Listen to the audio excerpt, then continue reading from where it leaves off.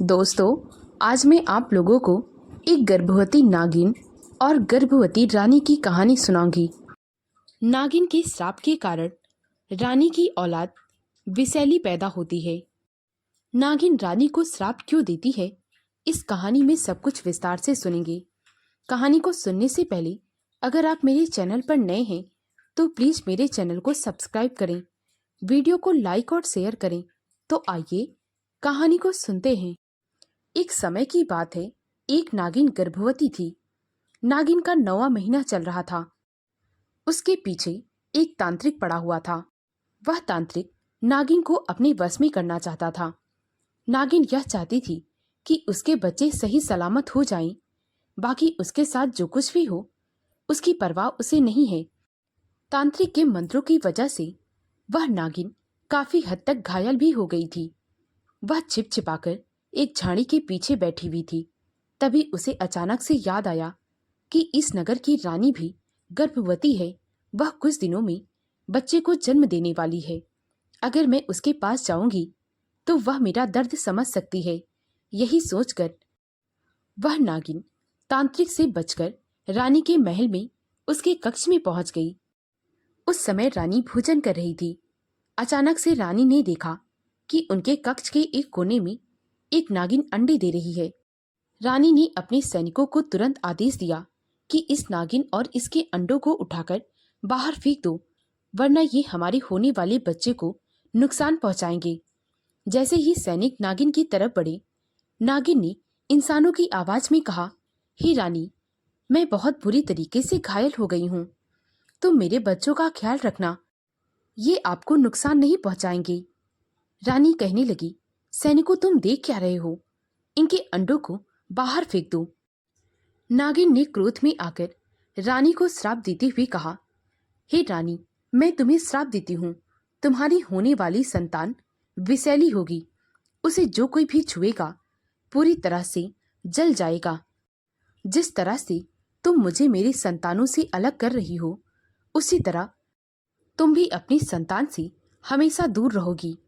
रानी ने सैनिकों से कहा, तुम इसकी बातें क्या सुन रहे हो? इन सबको उठाकर महल के बाहर फेंक दो, इन्हें जान से मार दो। सैनिकों ने बिल्कुल वैसा ही किया। जैसे ही सैनिकों ने उस नागिन को मारा, रानी को प्रसव पीड़ा होने लगी। उन्हें इतना दर्द हुआ कि उन्होंने तुरंत ही दाई को बुलवाया। दाई से रानी कहने लगी, मुझे बहुत दर्द हो रहा है। अगर थोड़ी देर में मुझे बच्चा नहीं हुआ तो मैं मर जाऊंगी। दाई कहने लगी, सब्र रखो महारानी, थोड़ी देर में बच्चा बाहर आ जाएगा। अचानक से आसमान में बिजली कड़कने लगी, तेज हवा, भूकंप आने लगा। रानी ने एक अंडे को जन्म दिया। अंडे को जन्म देते ही रानी बेहोश होकर जमीन पर गिर गई। अंडे को देखकर सभी दासियां और दाई बहुत हैरान रह गई। दाई दासियों से कहने लगी, क्या क्या? उस नागिन की वजह से रानी ने एक अंडे को जन्म दिया है और यह अंडा आग के समान जल रहा है। ऐसा लग रहा है जो कोई भी इसके पास जाएगा वह जल जाएगा। अब हम राजा को क्या बताएंगे कि रानी ने बेटा जन्मा है या बेटी? दासियों ने कैसे तैसे उस अंडे को एक पालने में रख दिया। जब रानी को होश आया तो रानी दाई से कहने लगी, लाओ, मेरा बच्चा कहाँ है? दाई ने कहा, माफ करिए महारानी, आपने एक अंडे को जन्मा है। यह बात सुनकर रानी कहने लगी, क्या तुम पागल हो गई हो? मैं कोई चिड़िया हूँ जो एक अंडे को जन्मूंगी? लाओ, मेरा बच्चा दो। जब रानी कुछ समझने के लिए तैयार न थी तो एक दासी उस अंडे को रानी के पास ला ही रही थी। तभी अचानक से फिर से आसमान में बिजली कड़की, तेज हवा, भूकंप आ गया और वह अंडा दासी के हाथ से छूटकर जमीन पर गिर गया। जमीन पर गिरते ही उसमें से एक बहुत सुंदर लड़की निकली। लड़की को देख रानी बहुत प्रसन्न हुई। वह कहने लगी, मुझे बेटी हुई है। तुम कह रही थी कि मैंने अंडे को जन्मा है। दासी जैसे ही राजकुमारी को गोद में उठाकर रानी को देने जा रही थी, उसके हाथों में बहुत जलन होने लगी। वह रानी से बोली, महारानी, राजकुमारी का पूरा शरीर विष से भरा हुआ है। मेरे हाथों में बहुत जलन हो रही है। कैसे तैसे करके दासी ने राजकुमारी को रानी को थमा दिया। रानी को भी बहुत जलन हो रही थी। परंतु माँ की ममता के आगे उन्हें वह जलन महसूस न हो रही थी। रानी ने दाई से कहा, देर किस बात की, जाओ और महाराज को सूचना दो कि उन्हें एक राजकुमारी हुई है। दासी डरते डरते राजा के पास गई और कहने लगी, महाराज, महारानी ने एक राजकुमारी को जन्मा है। राजा बहुत प्रसन्न हुआ, परंतु दासी के मुख की ओर देखते हुए कहा, राजकुमारी हुई है, तुम्हें खुश होना चाहिए। तुम इतनी उदास क्यों हो और डरी हुई क्यों लग रही हो? दाई ने सारा किस्सा राजा को कह सुनाया। राजा यह सब सुनकर बहुत भयभीत हुआ। उसने तुरंत ही अपने राजगुरु और बड़े बड़े पंडित महात्माओं को बुलाया और कहने लगे, इस राजकुमारी की कुंडली देखो। राजकुमारी की कुंडली देखते ही सभी चौंक उठे। वे कहने लगे, हे महाराज, यह कन्या तो राज्य के लिए बिल्कुल भी शुभ नहीं है। इसके होने से राज्य में बहुत बड़ी विपदा आ सकती है। इसके होने से बिजली का कड़कना, तेज हवाएं चलना, भूकंप आना, यह सब कुछ आम बात हो गई है। हमारे राज्य में तबाही आ सकती है। राजा ने तुरंत ही राजकुमारी को एक कक्ष में बंद करवा दिया। राजा बहुत दुखी हुआ क्योंकि वह अपनी बेटी के साथ ऐसा कर रहा था। राजा ने अपने मंत्रियों से कहा, आखिर है तो वह मेरी बेटी, मुझे क्या करना चाहिए? मुझे तो कुछ समझ में नहीं आ रहा। सभी मंत्रियों ने सलाह मशवरा करके राजा को सुझाव दिया। वे राजा से कहने लगे, आप राजकुमारी के लिए शीश महल बनवा दीजिए। राजकुमारी हमेशा उसी शीश महल के अंदर रहेगी। आप बाहर से देख सकते हैं कि राजकुमारी कैसी है, उन्हें किसी बात की तकलीफ तो नहीं। राजा को अपने मंत्रियों का सुझाव बहुत अच्छा लगा। राजा ने तुरंत ही राजकुमारी के लिए शीश महल बनवा दिया और राजकुमारी को उसके अंदर बंद कर दिया। पूरे राज्य में तबाही आ गई। भूकंप के कारण किसानों की फसलें, कुछ लोगों के घर, सब कुछ गिर गए थे। राजा के राज्य में आर्थिक तंगी भी आ गई थी। धीरे धीरे राज्य में तो सुधार आ गया। राजकुमारी भी बड़ी होने लगी। देखते ही देखते जब राजकुमारी 16 साल की हो गई, राजा ने राजकुमारी का नाम विष रख दिया था, क्योंकि राजकुमारी के शरीर में पूरी तरह से विष भरा हुआ था। एक दिन राजकुमारी राजा से कहने लगी, पिताजी, मुझे इस महल के बाहर निकाल लीजिए। मुझे समझ में आ गया है कि आपने मेरा नाम विष क्यों रखा है। मैं किसी को कुछ भी नुकसान नहीं पहुंचाऊंगी। राजा ने बेटी के मोह में आकर राजकुमारी को शीश महल के बाहर निकाल दिया। शीश महल के बाहर आते ही राजकुमारी बहुत प्रसन्न हुई। एक दिन उन्होंने देखा कि तालाब में खरगोश डूब रहा है। खरगोश को बचाने के लिए राजकुमारी तालाब में कूद गई। राजकुमारी के तालाब में कूदते ही तालाब का पानी विषैला हो गया। खरगोश तो मर गया। बाकी के सारे जीव जंतु और जिन लोगों ने तालाब का पानी पिया था, वे सब भी मर गए। राजा ने विष को तुरंत ही फिर से उसी शीश महल के अंदर डलवा दिया। राजकुमारी को बहुत बुरा लगा। वह शीश महल के बाहर जाना चाहती थी, क्योंकि बाहर की दुनिया उन्हें बहुत अच्छी लगती थी। एक दिन जब दासी राजकुमारी के पास खाना लेकर गई, तो राजकुमारी ने अपने विष से उस दासी को मूर्छित कर दिया और वे वहां से भाग गई। वे भागते भागते महल के बाहर पहुंच गई। वे मन में सोचने लगी, अब मैं महल लौटकर कभी नहीं जाऊंगी। मुझे भी तो बाहर की दुनिया अच्छी लगती है। विष इधर उधर घूम ही रही थी, तभी अचानक से वहां पर वही तांत्रिक आ जाता है। तांत्रिक अपनी तंत्र विद्या से यह पता लगा लेता है कि वह इच्छाधारी नागिन उसके आसपास ही है। तांत्रिक ने अपने मंत्रों का जाप किया और तुरंत ही विष को कैद में कर लिया। विष को कैद में करते ही तांत्रिक कहने लगा, मुझे पता है तो वही इच्छाधारी नागिन है जो राजकुमारी के शरीर में आत्मा बनकर प्रवेश कर गई है। तो राजकुमारी को छोड़ क्यों नहीं देती? इच्छाधारी नागिन ने कहा, रानी ने मेरे साथ जो कुछ भी किया, मैं उससे उसका बदला ले रही हूँ और मैं तुझे भी नहीं छोड़ूंगी। इस पर तांत्रिक कहने लगा, तो राजकुमारी को छोड़ दे, इसमें इस मासूम ने तुम्हारा क्या बिगाड़ा है? वह नागिन कहने लगी, ठीक है, मैं राजकुमारी के शरीर को छोड़ दूंगी, परंतु इसके लिए रानी को मेरी परीक्षा से होकर गुजरना पड़ेगा।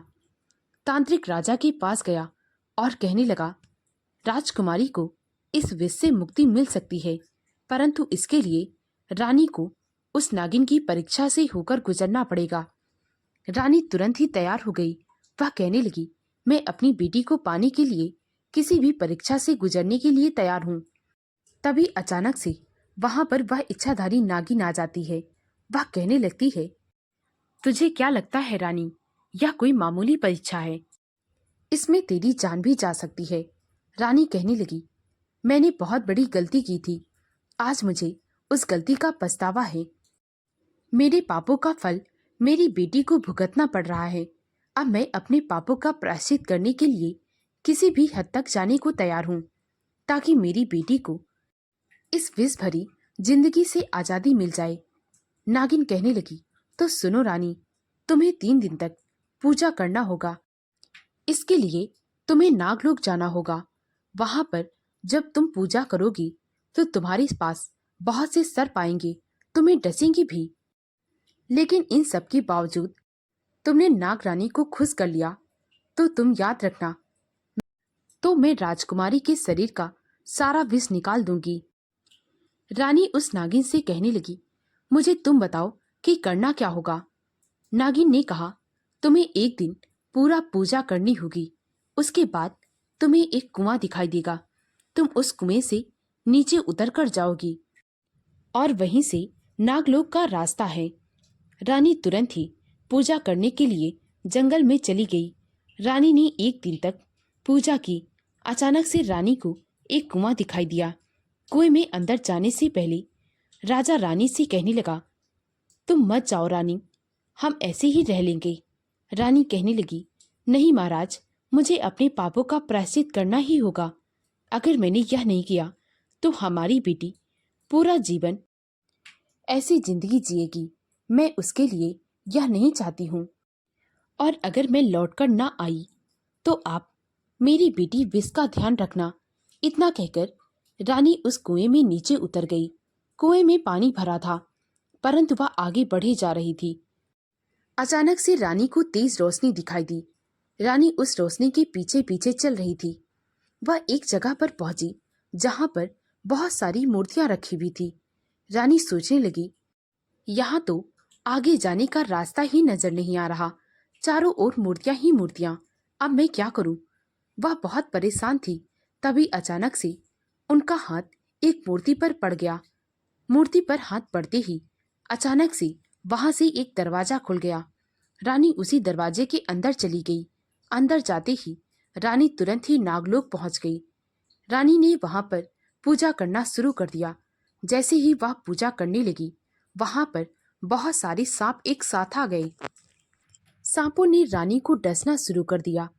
रानी पूजा करना बंद नहीं की, परंतु अंत में उनके शरीर में इतना विष फैल गया कि उन्होंने अपने प्राणों को त्याग दिया। रानी की आत्मा बाहर निकल गई। तभी अचानक से वहां पर नाग रानी आ गई। नाग रानी कहने लगी, तुम्हारी पूजा अधूरी रह गई रानी, मैं तुम्हें इसका फल नहीं दे सकती। रानी की आत्मा कहने लगी, मुझे पता है कि मैं अपनी पूजा पूरी नहीं कर पाई, इसलिए मैं आपसे कुछ नहीं मांगूंगी। आज मेरे पापों की वजह से मेरी बेटी अपना जीवन इस तरह से जी रही है। एक माँ होकर भी मैंने दूसरी माँ का दर्द नहीं समझा, इसीलिए भगवान ने मुझे ऐसे पापों की सजा दी है। नाग रानी कहने लगती है, हे रानी, तुम्हें अपनी गलतियों का एहसास हो गया है, इसीलिए मैं तुम्हें एक चीज दे सकती हूँ। तुम बताओ, अपना जीवन चाहती हो या अपनी बेटी का। रानी की आत्मा कहने लगी, मैं जीकर क्या करूंगी, आप मेरी बेटी के शरीर से वह विष निकाल दीजिए, उसे एक मामूली सी लड़की बना दीजिए, ताकि वह भी अपना जीवन बाकी लड़कियों की तरह जी सके। इतने पर वह नागिन भी वहां पर आ जाती है। वह कहने लगती है, हे नाग रानी, आप रानी को भी ठीक कर दीजिए। रानी को अपनी गलती का एहसास हो गया है। उन्होंने अपनी जान की परवाह किए बिना अपनी बेटी के लिए इतना बड़ा कदम उठा लिया था। आज मुझे पता चल गया है, सचमुच रानी को अपने किए पर पछतावा है, और आप रानी के बदले मेरी जान ले लीजिए। वैसे भी मैं जीकर क्या करूंगी, मेरे बच्चे इस दुनिया में नहीं हैं, तो मुझे भी यहाँ पर नहीं रहना। नागरानी कहने लगी, मैं रानी का जीवन दान में दे रही हूँ और मैं राजकुमारी को भी ठीक कर दूंगी। इसके अलावा मैं तुम्हारी जान भी नहीं लूंगी। तुम भी अपना जीवन आराम से जी सकती हो। कुछ दिनों बाद तुम फिर से माँ बनोगी और एक बेटी को जन्म दोगी। याद रखना, तुम्हारी आने वाली संतान नागलोक की रानी बनेगी। आने वाले समय में वही नागरानी होगी। नागिन यह सब कुछ सुनकर बहुत प्रसन्न हुई। रानी नागिन से कहने लगी, आज से आपकी जिम्मेदारी मेरी है। जब तक आपका बच्चा इस दुनिया में नहीं आ जाता, मैं अपने हाथों से आपकी सेवा करना चाहती हूँ। रानी नागिन को लेकर अपने महल लौट आई। राजकुमारी भी ठीक हो गई थी। दोस्तों, अगर आपको यह कहानी अच्छी लगी हो तो प्लीज़ मेरे वीडियो को लाइक और शेयर करें। मुझे ज़्यादा से ज़्यादा सपोर्ट करें ताकि मैं आप लोगों के लिए और भी अच्छी अच्छी कहानियाँ ला सकूं। कहानी को पूरा सुनने के लिए बहुत बहुत धन्यवाद।